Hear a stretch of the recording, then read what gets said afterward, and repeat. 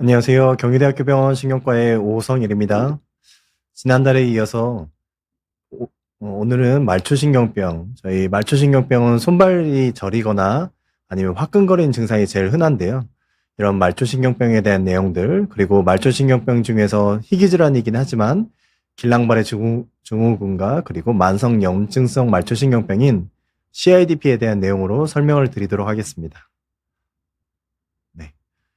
먼저 말초신경병을 먼저 간단하게 설명드리고 그 다음에 급성질환인 길랑발의 증후군 그리고 만성 염증성 탈수초성 다발신경병증, 사실 좀 이름이 길기 때문에 저희는 보통 CIDP라는 용어를 쓰고 있는데요. 이런 만성 말초신경병에 대한 내용을 설명드리도록 하겠습니다. 네. 먼저 말초신경계가 어떤 것인지를 알아야 좀 더 이해가 편하실 것 같습니다. 일단 말초신경이라면은 중추신경에 우리가 뇌와 척수가 있는데요. 뇌와 척수, 그리고 뇌와 척수 이후에 척수신경에서 바깥으로 퍼져나가는 팔다리로 그리고 몸통으로 퍼져나가는 신경을 말초신경계라고 얘기를 하고 있습니다. 이런 말초신경계는 보통 감각신경과 운동신경 그리고 자율신경, 이 크게는 세 가지를 얘기하고 한 신경 다발에 함께 지나가는 경우도 있고 경우에 따라서는 일부 신경만 같이 지나가는 경우도 있습니다. 뇌와 척수 그리고 그 이어서 이어진 신경이기 때문에 상당히 좀 긴 신경이라 보시면 될 것 같습니다. 보통 말초신경은 제가 주로는 환자분들께 전깃줄에 대해서, 전선에 대해서 설명을 드리면서 같이 얘기를 드리는데, 이렇게 전깃줄이 있으면 구리줄이 있고 그리고 그 주변을 둘러싸고 있는 피복이 있는데, 보통 그 구리줄에 해당되는 것을 축삭, 그리고 그 주변에 감싸고 있는 것을 수초라고 합니다. 이런 전깃줄이 경우에 따라서는 이 안쪽에 해당되는 수초가 손상되기도 하고, 그리고 경우에 따라서는 전선, 피복이 손상되는 경우가 있는데, 둘 다 각각 손상되는 정도에 따라서 여러 가지 말초신경계의 증상이 나타나게 됩니다. 좀 전에 말씀드린 것처럼 이런 중추신경계와 뇌와 척수가 있다면 말초신경계는 감각신경과 그리고 운동신경으로 나눠지게 되고, 운동신경은 우리가 팔다리에 힘을 쓰고 움직이고 하는 그런 체성신경계도 있고, 그리고 이 자율신경계로서 교감신경과 부교감신경에 대한 기능장애로 나타날 수 있게 됩니다. 이런 말초신경병이 얼마나 흔할지에 대해서 설명드리면 사실 매우 흔한 병이라고 할 수 있습니다. 사실 전체 성인 인구에서의 유병률 1%, 물론 1%라는 것은 어떤 환자분들께 또 어떤 질환들의 그룹에 따라 좀 달라질 수 있는데 100명 중에 1명이라는 숫자도 매우 놀랍긴 한데 그 중에서 60세 이상인 경우에는 거의 한 100명 중에 6명 또는 10명 중에 1명으로 급격하게 늘어난다고 보시면 될 것 같습니다. 물론 안타깝게도 이런 환자들이 있으면은 사실 이런 말초신경계 증상, 화끈거리거나 감각이 둔하거나 아니면은 균형이 잘 안 잡히는 그런 형태로 증상이 나타나는 환자분들 중에 저희가 여러 가지 검사를 많이 하게 됩니다. 피 검사도 많이 하고 그리고 여러 가지 신경 검사 많이 했는데 그 중에서도 한 3분의 1 정도는 원인을 찾기 어려운 특발성, 그러니까 원인이 뚜렷하지 않은 그런 환자들이 있다고 보시면 될 것 같습니다. 아까 좀 전에 말씀드린 것처럼 1% 또는 10명 중 1명이라는 수치가 있지만 당뇨병성 말초신경병 같은 경우 특히 당뇨병 환자들이 저희가 수십만 명, 이제 수백만 명이 되는 환자분들인데 그중 그 환자분들 중에 대략 한 3분의 1 정도가 말초신경병이 있다고 저희가 설명을 드리고 있습니다. 뒤에 두 번째와 세 번째 말씀드릴 예정인 길랑발의 증후군과 CIDP 같은 경우에는 사실 매우 드물어서 지금 보시면은 10만 명당 1.2명 또는 10만 명당 1.8명으로 증가되었다라고 설명드리는데 매우 적다라고 보시면 될 것 같고, CIDP는 그거보다 약간 좀 적은 수치로 10만 명당 1.1명으로 사실 매우 희귀 질환이라고 보시면 될 것 같습니다. 이 두 가지는 사실 평생 본인뿐만 아니라 옆에 있는 사람이 사실 겪게 될 가능성이 매우 낮은 그런 질환인데, 당뇨병 같은 경우는 사실 워낙 흔하게 발생할 수 있기 때문에 만약에 당뇨병에 진단되신 분들은 이런 말초신경병이 동반될 수 있기 때문에 주의를 하셔야 됩니다. 이런 말초신경 같은 경우에는 신경 자체가 어떤 신경은 굵은 신경, 어떤 신경은 조금 굵은 신경, 그리고 점점 얇아진 신경, 그리고 아주 가느다란 신경이 나타나는데 보통 굵은 신경 같은 경우에는 운동신경과 그리고 감각신경 중에 일부가 굵은 신경이고, 이런 것들은 보통 근육이나 아니면 촉각 진동 이런 것들이 주로 역할을 하게 되고요. 감각신경 중에서는 저희가 보통 온도, 온열, 인지나 통증 같은 경우, 그리고 자율신경계 증상은 주로 보통 이렇게 가느다란 신경을 손상했을 때 나타나는 증상이라고 보시면 될 것 같습니다. 그렇기 때문에 각각의 개별적인 질환에 따라서 어떤 질환은 이렇게 두꺼운 신경들이 위주로 손상이 되기 때문에 감각이 둔하거나 균형이 안 잡히는 그런 증상이 생기기도 하고, 어떤 분들은 이렇게 자율신경계 기능 증상이나 통증이나 이런 것들이 좀 심한 사람들도 있다고 하실 수 있을 것 같습니다. 보통 이런 말초신경 같은 경우에는, 말초신경병은 보통 이렇게 서서히 대칭적으로, 그리고 좀 수개월 또는 수주에서 수개월, 수년에 걸쳐서 천천히 진행된다고 보시면 될 것 같습니다. 이 그림처럼 발끝에서부터 있다가 그 다음에 발목까지 올라오고, 발목에서 무릎까지 올라오신 분들은 이렇게 손목까지 오는 경우, 뭐 경우에 따라서는 이게 이 복부에 있는 것은 보통 뭐 자율신경계 증상이 동반돼서 설사나 변비를 하는 그런 분들을 포함한 내용인데, 이렇게 좀 천천히 진행한다고 보시면 되고, 이런 것들은 보통 몸에서 먼 쪽부터 시작되기 때문에 이렇게 먼 쪽에서 서서히 올라오신다고 보시면 될 것 같습니다. 이렇게 처음에는 별거 아닌 것처럼 조금만 있다가 그 다음부터는 이렇게 점점 심해지고 더 심해진 그런 형태가 진행된다고 보시면 될 것 같습니다. 아까 말씀드렸던 것처럼 당뇨병 같은 경우에선 사실 워낙 흔하게 생기고 3분의 1, 뭐 경우에 따라서는 사실 당뇨병 환자분들 중에서 뭐 5년, 10년 이상 더 진행된 분들은 훨씬 더 늘어날 거라고 생각되는데, 이런 말초신경병 환자분 중에서는 3분의 1 정도, 뭐 진짜 많게는 한 절반 정도까지 당뇨병이 어느 정도 있다고 보시면 될 것 같고, 그리고 당뇨병 환자분들 중에서도 20에서 50% 상당히 좀 높은 비율이죠. 뭐 한 1, 2년밖에 안 되신 분들은 잘 안 생기지만 5년, 10년, 그리고 당뇨병이 조절이 잘 안 되고 투석을 할 정도까지 되신 분들은 점점 비율이 높아진다고 보시면 될 것 같습니다. 여기서처럼 당뇨병이 얼마 안 되신 좀 비교적 젊으신 분들은 10%, 20% 정도, 30%지만 70세 이상으로 이제 어느 정도 당뇨병이 좀 오래되신 분들이겠죠. 그런 분들은 40%가 점점 늘어나고, 당뇨병을 5년이나 10년 정도밖에 좀 짧게 알아주셨던 분에 비해서는 10년 이상 알았던 분들은 1.8배로 훨씬 더 늘어난다고 보시면 될 것 같습니다. 그렇기 때문에 특히 당뇨병이 있는 분들에게는 당뇨병 관리를 하는 게 제일 중요하다고 설명드립니다.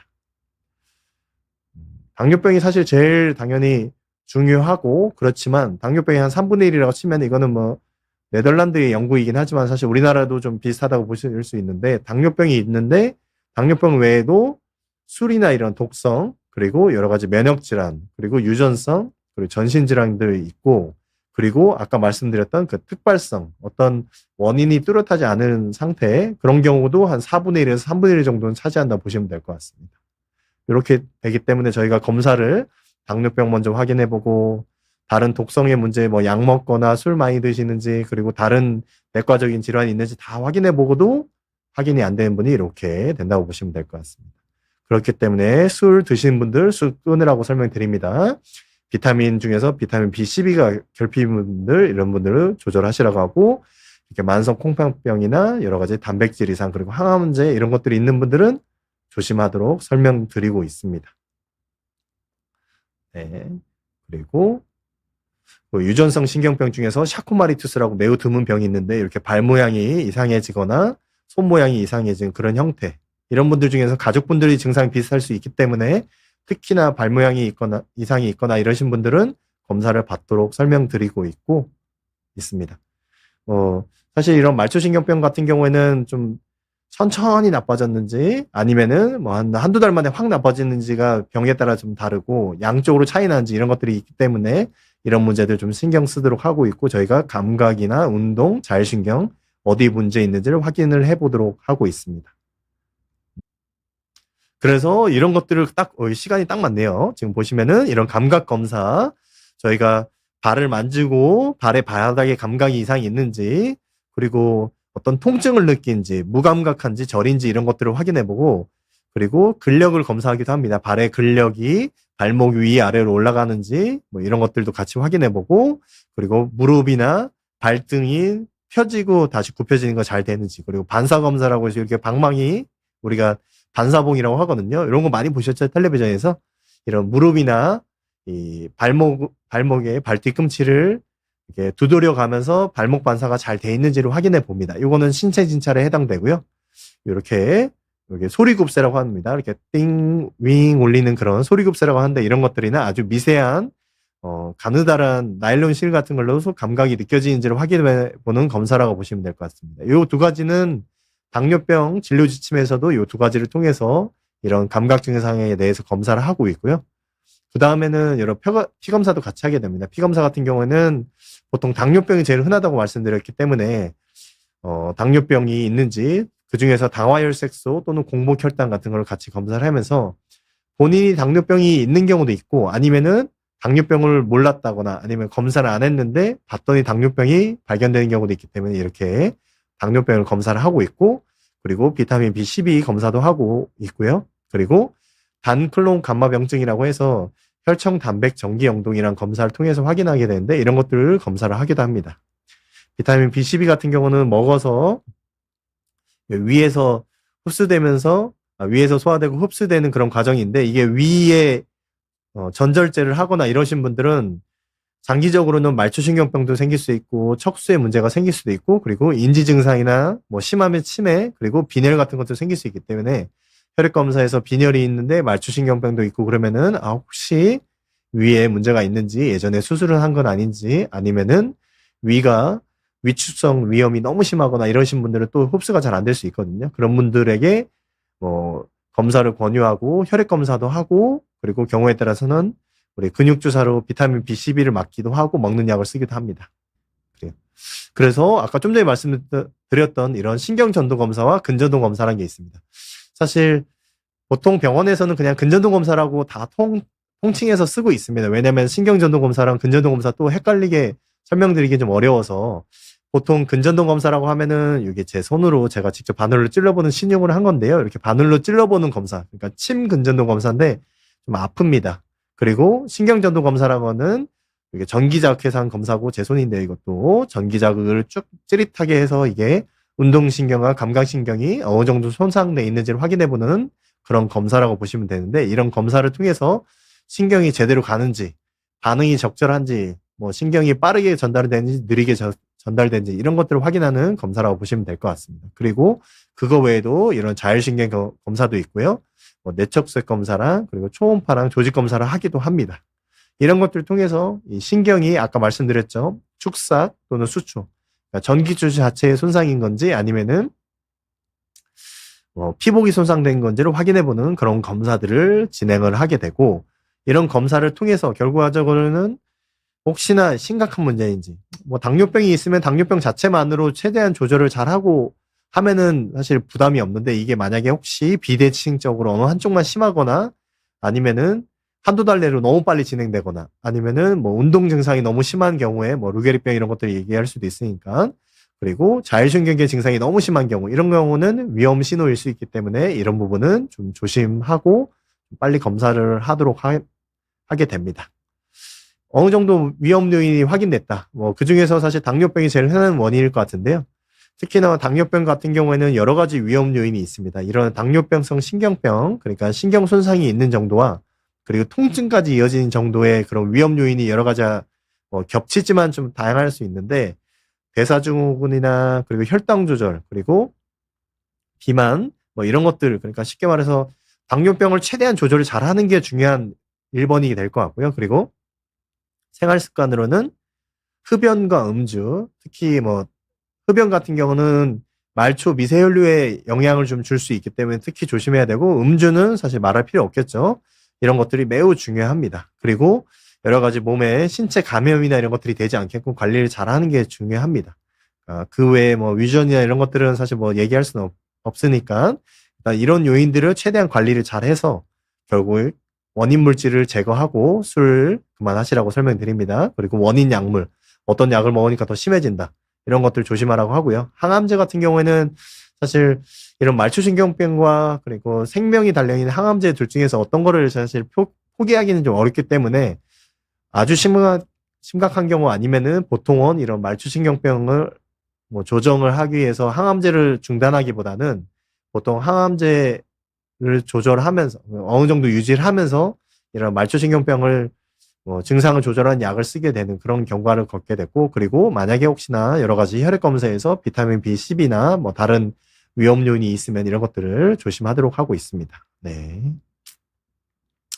그런 것들이 있습니다. 그리고 통증이 혹시 있다. 통증이 있으면은 저희가 보통 이런 항우울제, 그리고 SNRI라는 약이 있는데 이런 약들, 그리고 가바펜티노이드라고 해서 가바펜틴 아까 리리카 설명드렸죠? 그리고 프리가발린이라는 프리가발린이라는 통증약, 미로가발린이라는 약도 있고요.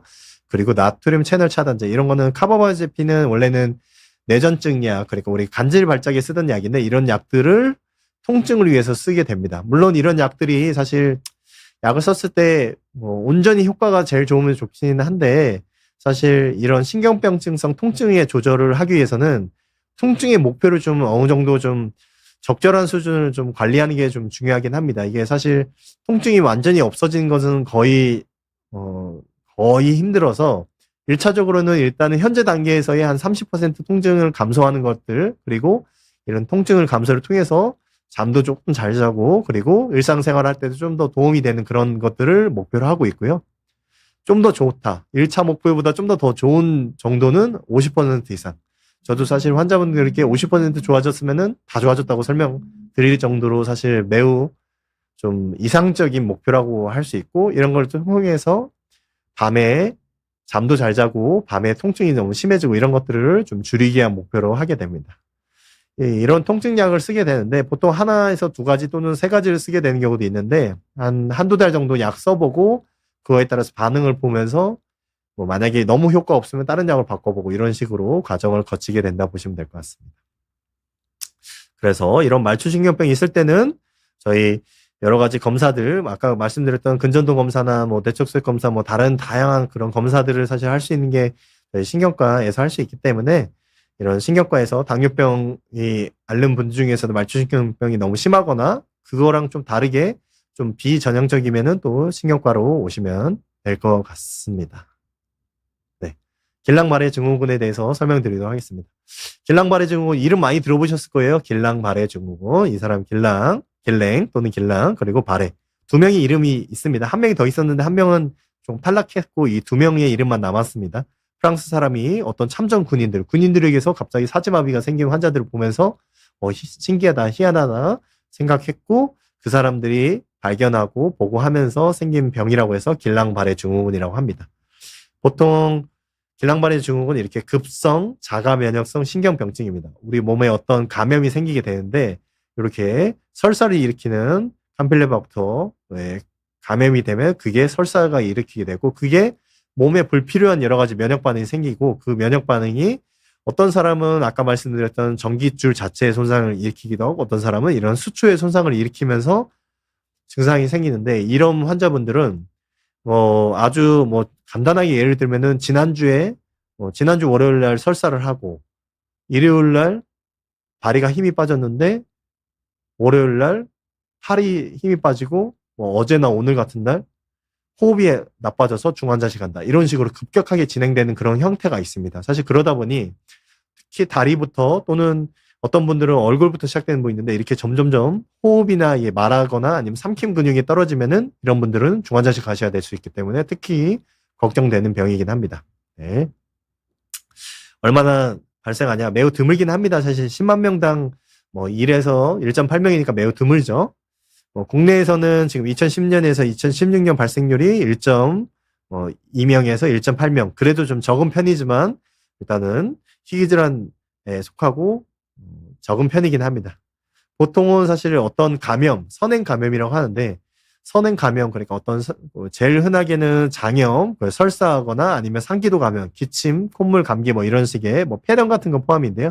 이런 감염이 생기고 나서 한 1, 2주 또는 한 4주 정도까지 해서 팔다리 힘이 빠지거나 감각 이상이 생기거나 이런 것들이 생기게 됩니다. 이런 경우가 사실 제일 전형적인 모습인데 사실 원인 감염이 없는 경우도 있기 때문에 원인 감염이 없이 또는 경우에 따라서는 다른 폐렴이나 이런 것도 다른 감염도 있기 때문에 여러 가지 수술 얘기도 하거든요. 수술하고 나서 생긴 경우도 있는데 그래서 이런 원인 감염이 없는 경우도 있어서 좀 기간이 좀 차이가 날 수 있는데 보통은 어떤 감염이 생기면은 한 2에서 4주 이내에 생긴다고 보시면 될 것 같습니다.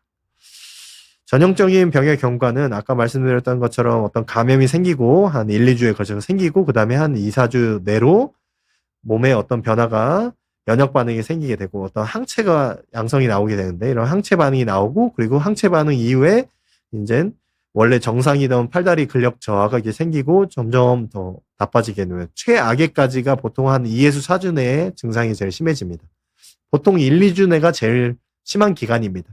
그러니까 요 최악의 최저점을 딱 찍고 그 다음부터는 서서히 보통 호전되기 때문에 제가 환자들한테도 우리 보호자분들한테 설명드리는 게 이 최고 최저점 최악의 시점이 어느 정도냐 그리고 언제까지 진행되느냐가 제일 중요하다고 설명드리고 요 시점을 지금 지난 것 같다. 어제나 이틀 전보다 조금 좋아진 것 같다고 하면은 좀 그래도 안심을 시켜드립니다. 물론 요 뒤에 기간이 사람마다 이 정체기가 그냥 비슷하게 유지된 사람이면 한 며칠 되기도 하고 몇 주가 되기도 하고 이 회복의 기간이 좀 차이가 나는데 이 최저점이 어느 정도 상태냐에 따라서 중환자실 가기도 하고 아니면은 그냥 처음에는 걷는 게 힘들었었는데 간혹 가다가 뭐 한 1, 2주 내 만에 바로 걷는 거 휠체어를 타고 돌아다니셔야 되는 분이 혼자서 걷는 정도까지 태어나신 분도 있다고 보시면 될 것 같습니다.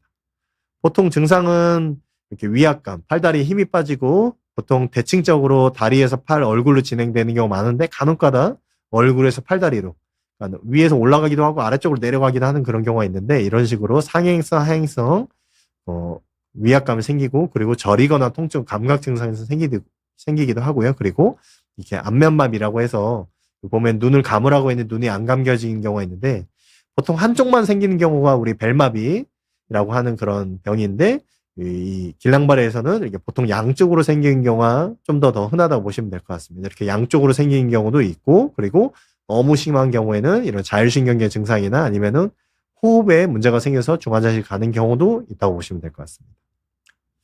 이런 길랑발의 증후 같은 경우는 사실 이렇게 아래쪽부터 퍼지거나 위에서 아래 퍼지는 그런 형태 또는 운동신경만 손상된 경우가 제일 흔하고 그리고 밀러피셔 증후군이라고 해서 눈이 움직임이 잘 안 되거나 그리고 몸이 이렇게 균형을 잘 못 잡거나 이런 밀러피셔 증후군이라고 합니다. 사실 밀러피셔 증후군은 생명의 위험은 그렇게까지 많지 않고 비교적 괜찮고 그리고 뭐 중환자실이나 인공호흡기를 쓸 일도 별로 많지는 않아서 예후가 비교적 괜찮은 병이라고 보시면 될 것 같고 그리고 어떤 사람은 다리만 어떤 사람은 팔만 어떤 사람은 얼굴 위주로 말하거나 삼키는 것만 좀 떨어지는 그런 신분도 있다고 보시면 될 것 같습니다.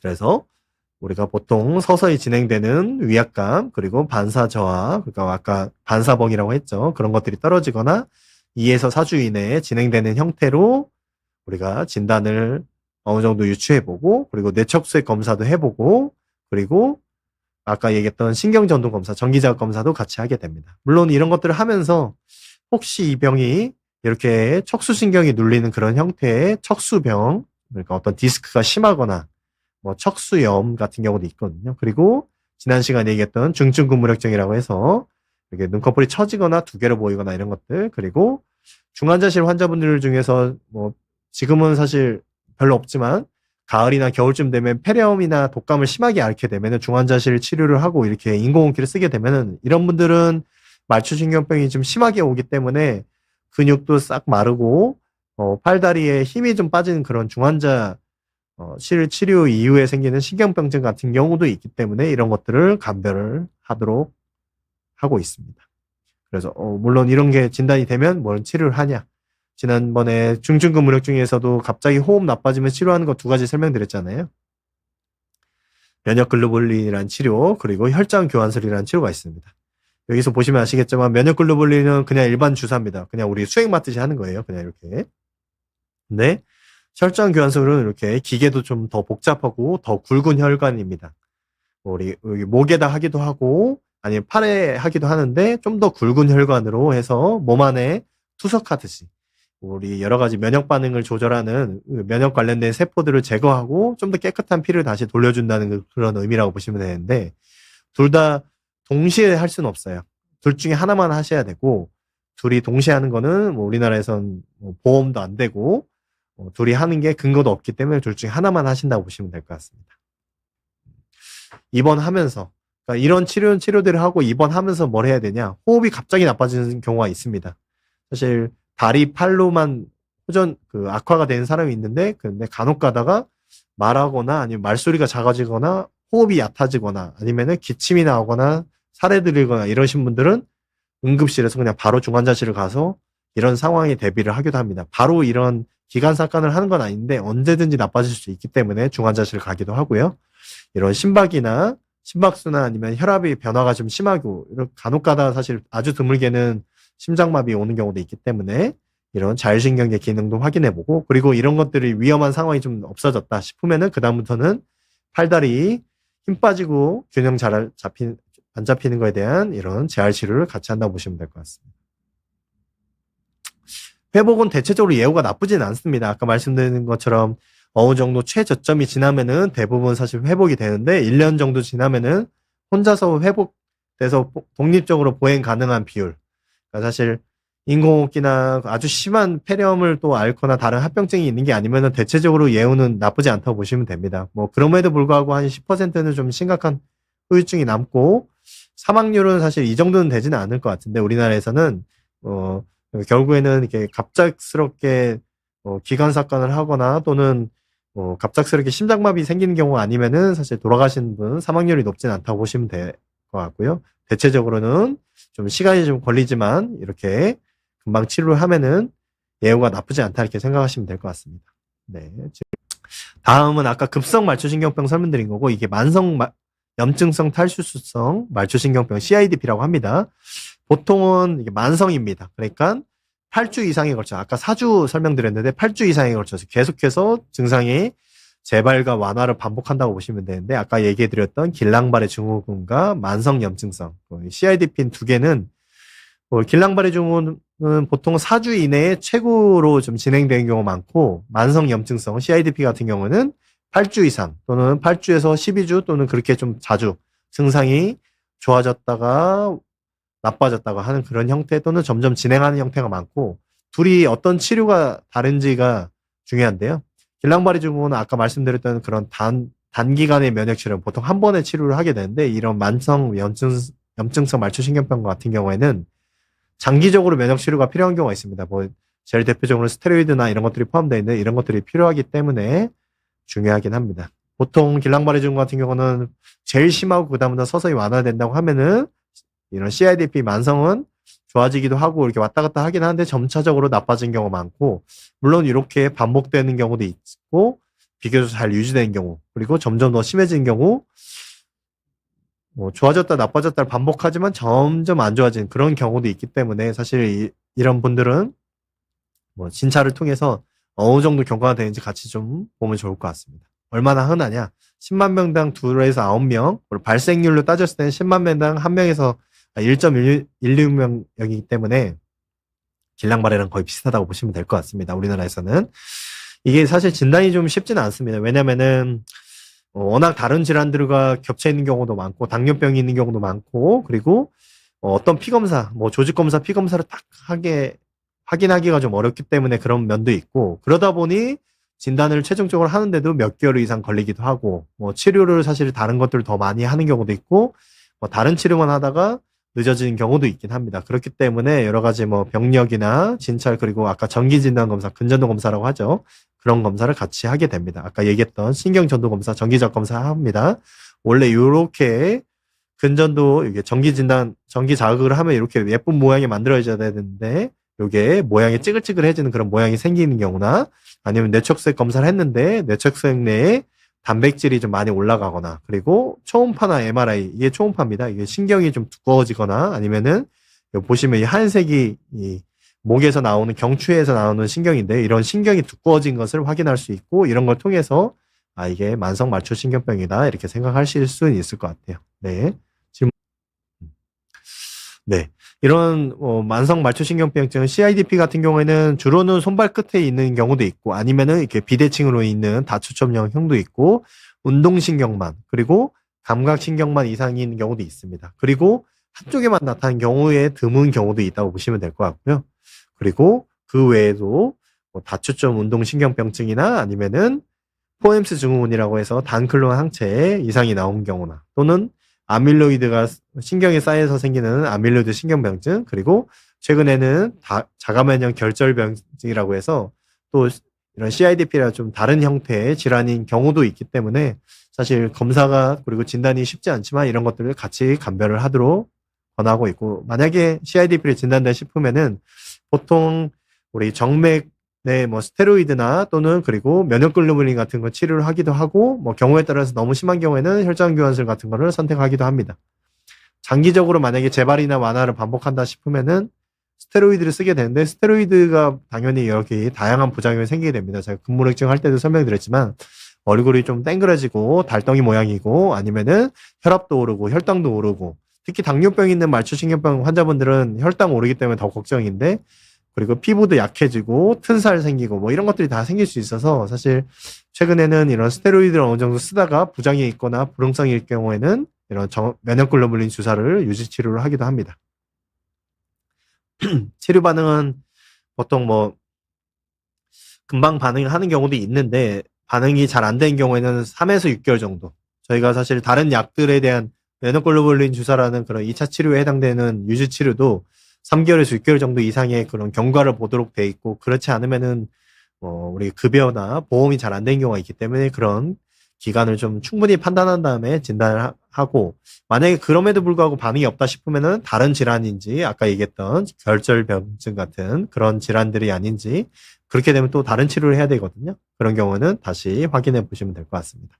우리나라의 보험 기준을 생각해 보면은 만약에 진단이 됐다 싶으면은 스테로이드 먼저 써보고 또는 스테로이드나 다른 면역 억제제도 쓰면 됩니다. 아저씨프린 뭐 이런 것들이 있는데 그거 하다가 3에서 6개월 정도 경과를 보고 효과가 괜찮다 싶으면 그냥 유지하는 거고요. 만약에 별로 반응이 좋지 않다. 부작용이 심하고 반응이 안 좋다. 걷는 게 힘들다. 뭐 이런 식으로 되면은 그 다음에는 면역글로불린을 주사로 치료하게 되는데 처음에 2g 체중에 따라 쓰고 그 다음에 치료 반응에 따라서 1g이나 2g 정도를 2에서 4주 간격으로 주사를 한 6개월 정도 쓸 수 있게 해줍니다. 6개월 정도 이후에는 또 반응이 있는지 없는지 또는 뭐 경우에 따라서는 사실 못 쓰는 경우도 있어서 재발을 하면 또 다시 써야 되는 경우도 있어서 좀 안타까운긴 한데 이런 식의 경과를 보신다고 보시면 될 것 같고 사실 면역글로불린 치료만으로 모든 게 되면 좋지만 그렇지 않은 반응이 충분치 않은 분들이 많은데 다행히 우리 지금 미국에서 2년 전에 에프가티즈모드 그 정도의 승인이 됐고 우리나라에서는 사실은 도입되려면 좀 시간이 좀 필요할 것 같습니다. 이거는 중증근무력증에서도 아직 도입이 안 될 정도로 사실 고비용의 약이기 때문에 사실 이런 CIDP 환자에 대해서 언제 적용될지 모르겠지만 그리고 이거랑 비슷한 계열 FcRn 차단제라고 하는 그런 계통이나 아니면 보채 경로 억제제 같은 경우가 지금 국내적으로 임상시험이 많이 되고 있습니다. 저도 역시 이런 이쪽 치료제 관련된 임상시험을 하고 있고 다른 여러 비교적 큰 병원들에서도 많이 하고 있기 때문에 혹시 본인들이 이런 치료와 관련된 임상시험에 관심이 있거나 어떤 치료 반응이 좀 충분치 않다 싶으면은 이런 것들 역시 같이 참여해 보시면은 좋을 것 같습니다. 네. 네. 마지막으로 이제 정리하고 네, 넘어가도록 하겠습니다. 네. 네. 저희가 일단 말초신경병에 대해서 설명드렸습니다. 일단 말초신경병 같은 경우에는 아까 말씀드렸던 것처럼 머리와 척수신경 이외의 모든 팔다리 몸통에 있는 신경이라 할 수 있고 이런 것들은 유전성 희귀하지만 유전성도 있고 그리고 술이나 이런 항암제 관련되고 좀 전에 질문해 주셨던 분들처럼 독성 그리고 간이 안 좋거나 그러니까 술에 의해서 간독성일 수도 있고 아니면은 간이 안 좋거나 콩팥이 안 좋은 투석하신 분들 그리고 신경이 눌리거나 이러신 분들을 포함한 이런 분들이 말초신경병이 다양하게 생기고 그 중에서는 염증성 또는 면역매개성으로 길랑발의 병과 CIDP가 있습니다. 물론 이 두 가지 질환은 매우 희귀한 질환이긴 하지만 이 두 가지에 대한 치료도 역시 이런 질환들과 같이 겹치는 게 있기 때문에 같이 좀 설명드렸고요. 이렇게 길랑발의 병이나 CIDP 같이 한두 달 내에 좀 증상의 변화가 좀 심하고 또 경우에 따라 중환자실 가는 병도 있지만 제일 흔한 거는 당뇨병 그리고 혹시나 여러 가지 독성, 술이나 이런 것들 혹시 다른 문제 아닌지에 대한 감별을 하면서 이거에 대해서 판단하는 게 중요할 것 같습니다. 네. 네, 시간이, 네, 질문이 오늘은 좀 많이 있어서 제가 질문을 좀 받다 보니까 시간이 좀 많이 지나간 것 같습니다. 네, 말초신경병, 그리고 길랑발해, 그리고 CIDP, 만성 말초신경병에 대한 치료가 지금 서서히, 물론 길랑발해가 좀 제일 늦은 듯 하긴 하지만 일단은 서서히 좀 좋아지고 있습니다. 조기에 진단하고, 그리고 여러 가지 위험 요인에 대해서 잘 관리하고, 그리고 또 새로운 치료가 있으면은 여러분들이 많이 참여해 주시고, 치료에 대해 적극적으로 좀 관리해 주시면 훨씬 더 좋을 것 같습니다. 네. 이상으로 오늘 내용 마치도록 하겠습니다. 네. 감사합니다.